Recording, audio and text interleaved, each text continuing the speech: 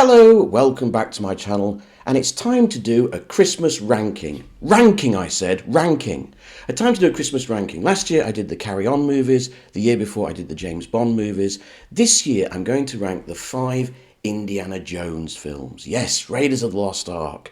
I'm of that generation, right? I was born in 72. My childhood was Spielberg and Lucas. It was Star Wars, Close Encounters of the Third Kind, E.T., all those movies. For some weird reason, I didn't see Raiders of the Lost Ark. It came out when I was 9 years old, and I didn't see it at the cinema. I don't really know why. We somehow missed it.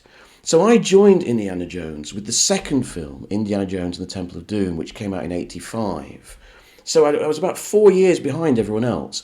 And I liked Indiana Jones and the Temple of Doom so much, I went back and watched Raiders on VHS, on video, and I absolutely loved it. Really, Raiders of the Lost Ark, it's like catnip to someone like me. You know, it's a kind of boy's own adventure, a sort of old empire story, you know, lost cities in the jungle, you know, and archaeological artifacts that take you to a hidden world, you know, all that sort of stuff. You know, in a sort of 1930s ripping yarn style environment where archaeologists can punch people and shoot guns and take on evil crime lords and evil Nazis, you know. I love all that stuff. It's just a great big live-action cartoon. In many ways, Spielberg was following Lucas's lead here. People forget that the original Star Wars film was kind of an homage to those old Republic serials. Do you remember in the 30s and 40s with Buster Crabbe? You know, things like Flash Gordon and Buck Rogers. It was kind of reintroducing those to a modern world with new special effects and a new sort of operatic, epic quality. And basically, Spielberg followed that, and he went back to those kind of boys' own ripping yarns, empire adventures of that time, and did his own blockbuster modern version of them. And that's what Raiders of the Lost Ark really is. So let's get down to the ranking. Now, this ranking kind of writes itself, doesn't it, really? We all know where I'm going to go with this, but I'm going to do it anyway. So at number 5, yes, I am going to pick the latest one, Indiana Jones and the Dial of Destiny. You know what? It's not as bad as I thought it was going to be. Right? I didn't go to see it at the cinema. I avoided it. I saw all this stuff online saying how terrible it was. I didn't bother going to see it. But it was New Year's Day last year, or start of this year, and my family wanted to sit down and watch it. So I watched it on TV with them, and it was okay. It was a passable New Year's Day movie. It's got quite a fun action sequence at the beginning, and it's got the stuff that I quite like in Raiders of the Lost Ark, in that bit with, you know, the grave and the Archimedes, and you put the stuff in it, and then the water level, and they go down, you know, all that stuff. I like all that stuff. And what I really liked in the movie was the thing that I was most dreading. I knew that it was a time travel film. I hate time travel movies, you know, where they find this object and they go back in time, and could we change history and all this sort of stuff, and they get really interested in, what's that phrase?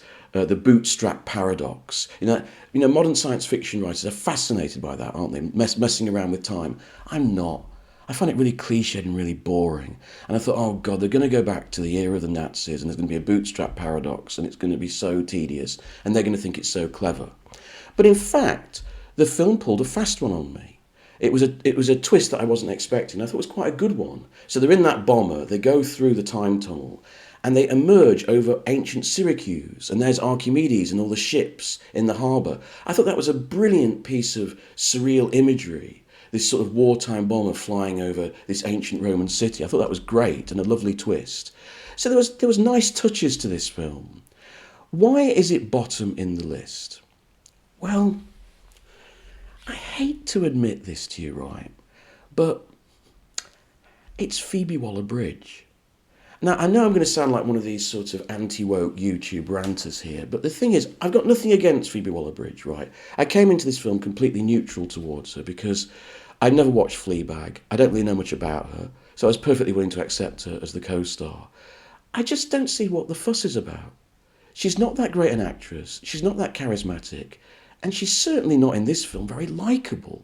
She's a very cynical character. Even my mum, right, we were watching it as a family, my mum was saying, well, I hope she turns out all right in the end, meaning that she's really horrible to watch in the time being. And I kind of felt the same way.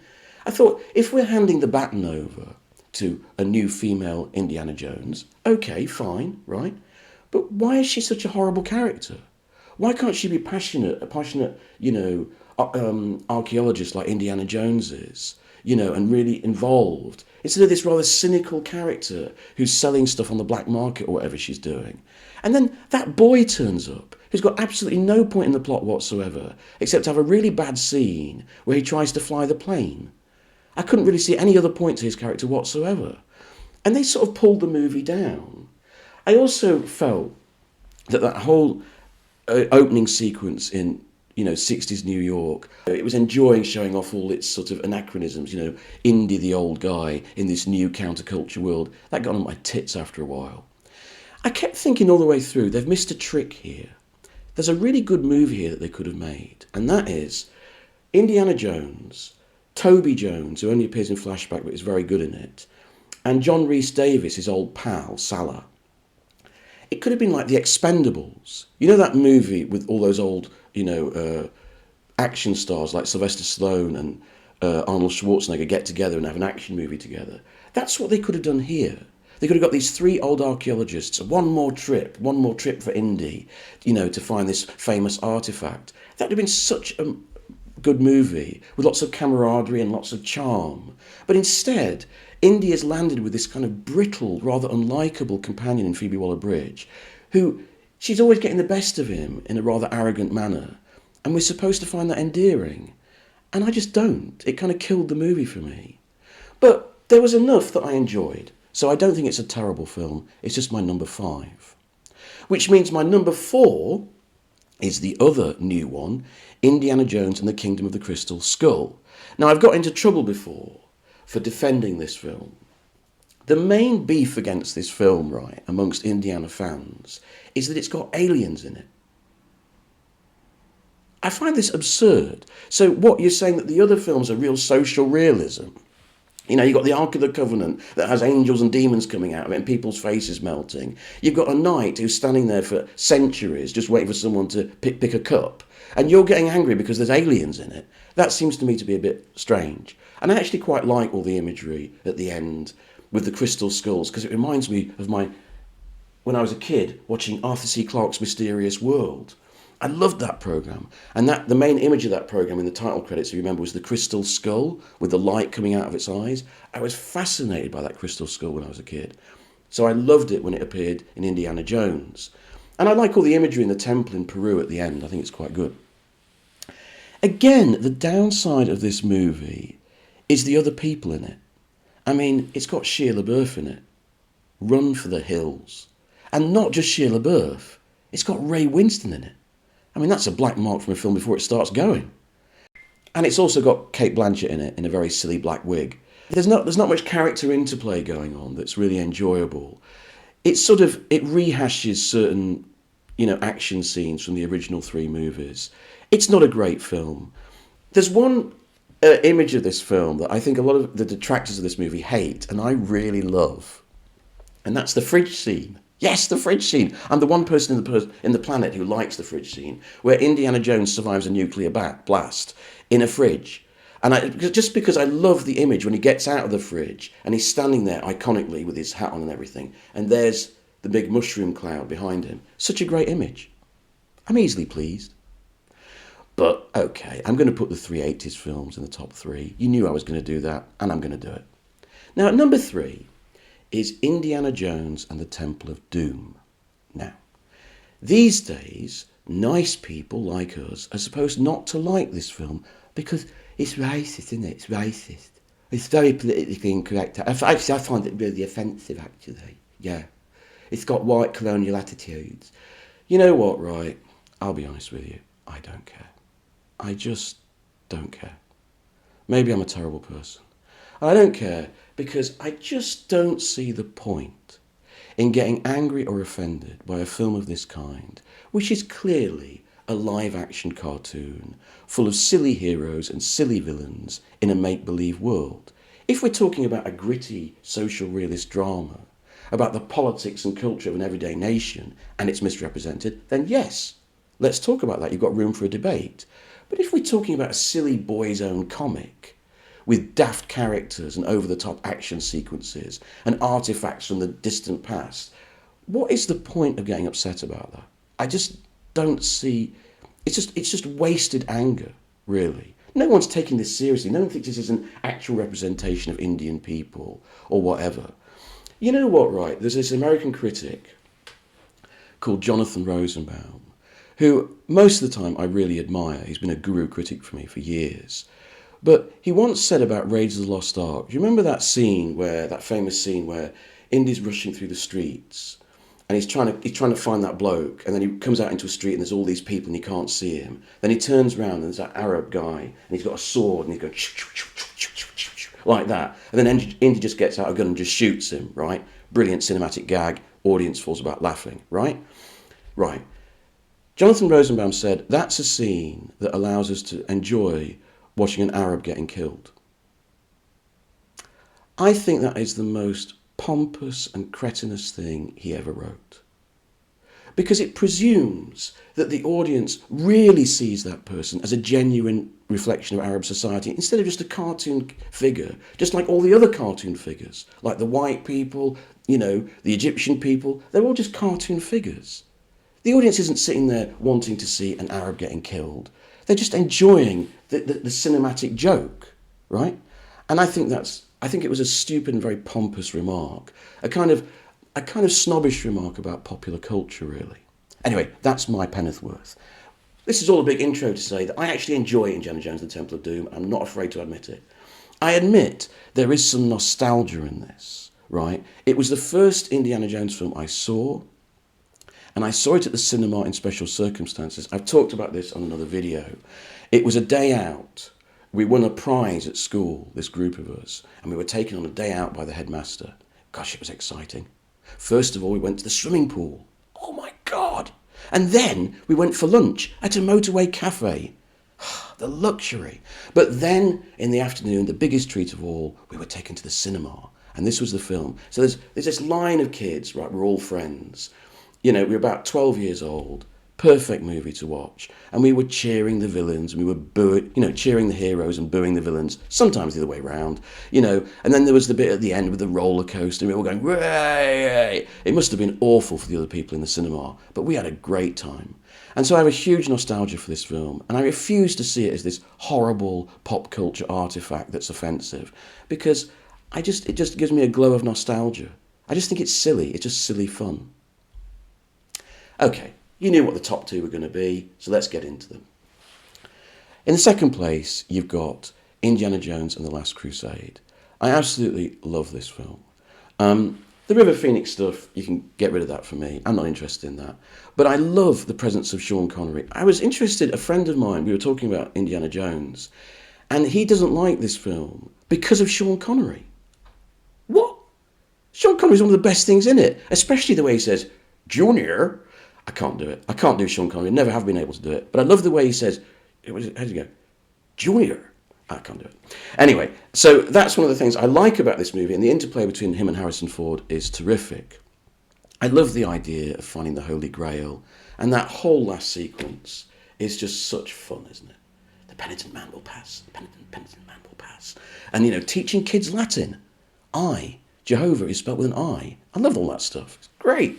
And then there's that bloke. There he is, Mr. Knight. He's standing there, all on his own in that alcove with those cups for centuries. What's he been doing? Does he have a crossword? Can he keep in touch with the outside world? What a guy. I really like him. And he goes, "You have chosen wisely." All that stuff. Julian Glover as the villain. I like Julian Glover. I absolutely love this movie. Incidentally, that last bit of the film, it was shot in Petra in Jordan, and it's well worth going. I've actually been there, and it's just like it is in the movie. Like sometimes you go to movie locations and actually they lose the magic. Petra is one of the few places I've ever been where it keeps the magic. So what you do is you're in this kind of touristy town, right? And you walk, or you can get a donkey ride, and you walk through the rocks. So it's like a sort of cleft in the rocks, like this long snaking valley, right? You walk through, and then at the end, if you're on a donkey or a camel or whatever, you have to get off. And everyone has to walk through this tiny cleft in the rocks, just like Indy walks through at the end of the film. And just as he does, you come out, and there it is, that temple carved into the rocks. It's an amazing sight. It really is very beautiful. The other thing that's interesting about Petra, if you ever go, right, so that's kind of the start of it. And then it sort of winds round, and then you go up some steps at the other end, and there's another of those kind of carved temples in the rock. And then once you've gone round it, so we got on the tour bus to go on to another part of Jordan, and you go up the road above where it is, you look down, you can't see it. It's incredible. Honestly, I'm not joking. You look down and all you see is a rocky plain with sort of like cracks in it. You cannot see any of the temples. You cannot see any of the tourists. It's kind of miraculous. It's really strange. It's completely hidden. And that gives you an indication of how it was hidden from view for so long. You know, it was lived in by the Bedouin. The Bedouin knew where it was, but no one else did. It's extraordinary. Anyway, so that's my second favourite film. But number one is Raiders of the Lost Ark. I think we take for granted classic films like Raiders of the Lost Ark, classic, popular classics. Why? Because they get the little things so right. So the music, we take that for granted, but it's absolutely right for the material. The opening sequence, you know, as soon as that ball, that great big concrete ball rolled down that tunnel, that was being taken the piss out of in sketch after sketch after sketch on TV. It immediately became an iconic thing that everyone knew and recognised and understood. That's incredibly hard to do. It's incredibly hard to capture the public imagination in that way. Ask yourself a question. How many films in the last 20 years have done it? How many films in the last 20 years can you think of that have picked an image like that, just an idea like that? You know, he takes off the bit of gold from the plinth, then it sinks downwards and the ball comes down. Very simple, but it's so powerful it stays with you. In the last 20 years, can you think of a similar scene? Like the chest-bursting sequence from Alien? I'll be back from Arnold Schwarzenegger? Can you think of anything like that? We took these things for granted, didn't we? It also amazes me, Alfred Molina. Can you recognise Alfred Molina? You know, in that little bit part at the start there? But the other things like, you know, the bit where Ronald Lacey, you know, he touches the medallion and then Heil Hitler and it's there on the palm of his hand. It's brilliant, that bit, isn't it? It's brilliant. You know, all these little moments. I remember when I was watching it as a teenager, that fantastic moment where Indy goes down into that sort of area and there's a mock model of the whole temple and he puts the staff in and the brilliant music as the ray of light comes through the jewel and hits the part of the temple he needs to go to. I mean, you know, Spielberg used to get that sort of thing right just so naturally. It was almost effortless, you know. And the whole movie is full of segments like that, right up until that incredible ending where they open the Ark of the Covenant and all these beautiful angels come out and then suddenly one of the angels turns to the camera and you get this grinning skull and then everyone starts screaming and their heads start burning. It's just so right. You know, another thing that I miss about movies, when I was a kid, one of my favourite books was, I had one of these kind of little children's books about stuntmen and how you did stunts, how you fell off a building, how you fell off a horse, how you, fell back through a plate glass window, that sort of thing. And I remember vividly when Raiders came out, even though I didn't see the film at the cinema, I remember seeing a documentary on television about how they'd done the stunts. And they spent a long time, you know that stunt where he's on the truck and he uses his bullwhip, he ties it to part of the truck and then he's inching along behind it and then the truck is pulling him along and he's being pulled through the sand. Do you remember that bit? And they showed how that was filmed, which for a kid like me was mesmerising. I loved it. I miss that kind of stunt work. I miss that sort of weird glamour of Hollywood, you know. And this film is full of it. You know, a lot of sort of quite serious critics at the time felt that Raiders was a sort of betrayal of the old style action movie because it introduced all this supernatural stuff and it introduced these kind of meta-cinema jokes like the bit with I've just described with the Arab swordsman and the gun. And they didn't like that. But I think that what it represents to me, it represents the last stand of Hollywood glamour. A great Hollywood star like Harrison Ford in an over-the-top, wacky adventure that can go anywhere and do anything. And, you know, also the chemistry between him and Karen Allen, who was the best foil for Harrison Ford, and that's why they brought her back for Dial of Destiny. She's so good, and their chemistry together is fantastic.